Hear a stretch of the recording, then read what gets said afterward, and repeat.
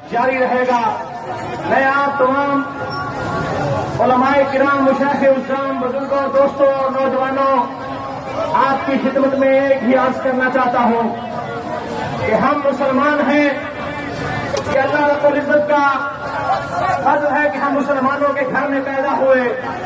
اور آج ہم جس آقا مولا جناب محمد مصطفیٰ صلی اللہ علیہ وسلم کا یوم میلاد منا رہے ہیں، کہ کیا کبھی ہم نے سوچا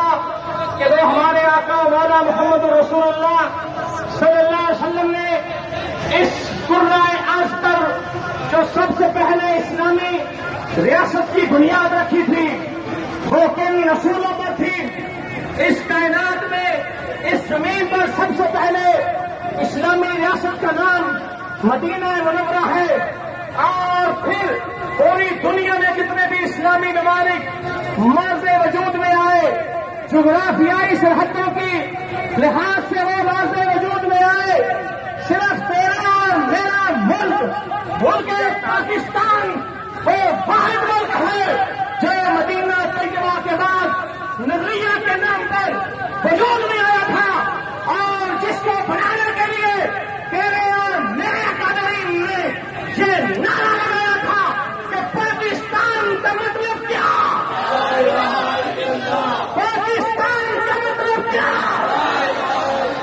جہاں تک میری آواز جا رہی ہے، اپنے ان بزرگوں کی قربانیوں کو یاد کریں کہ جنہوں نے اپنے جوان بچوں کو اس وطن کو حاصل کرنے کے لیے شہید ان کے سامنے ان کے بچے کیے گئے، عام بڑوں کی، عام بہنوں کی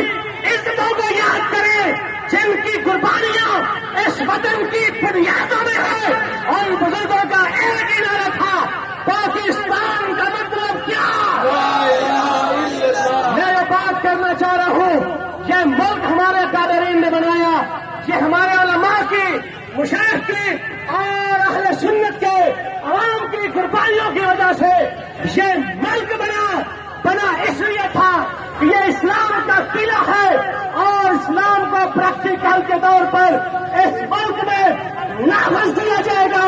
پھر آج تک اس ملک میں کیا کھلواڑ کھولا گیا کہ یہود و نصارا کے ایجنٹ ہم پر آج تک مسلط رہے، اور ہم پاکستان کو صحیح معنوں میں پاکستان نہ بنا سکے۔ جب تک آپ لوگوں کو ووٹ کا حق صحیح معنوں میں استعمال کرنا نہیں آئے گا، ہم اپنے بزرگوں کا خام شرمندہ تعبیر نہیں کر سکتے۔ کبھی اس ملک میں پورے جنہوں نے توہین رسالت کے قانون کو کالا قانون کہا، کبھی اس ملک میں پورے جنہوں نے غازی ممتاز حسین قادری کو شہید کیا،